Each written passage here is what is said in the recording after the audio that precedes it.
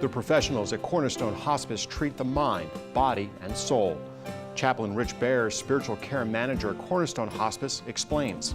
From my experience, spiritual care here is a top priority, and that makes a really big difference for what I do and for what our chaplains do.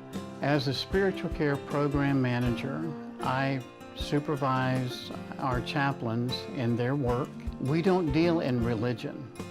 We deal in whatever the patient wants to talk about. We allow the patients to set the agenda for our visits with them.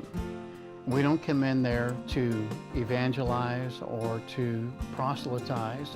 We're there to provide support and encouragement. People come at life from all different perspectives, and we respect that. As a chaplain, we come in knowing that that person probably is not from our religious background. Like when I was chaplain to a Wiccan, and she wanted me to talk to the high priestess, and I actually spoke to the warlock. That shows, how we work with people, particularly that are, have that kind of a belief system. And we respect that, and we don't try to convince them that we're right, they're wrong. That's not what we do. It's a painful thing watching your mother die. It's a painful thing watching your father die. And we want to be there to be supportive of those family members. The last thing that they need is for somebody to come in there and try to convince them about a religious matter. That's not what we do. I mean, if we're dealing with people that are out of state, we deal with that all the time.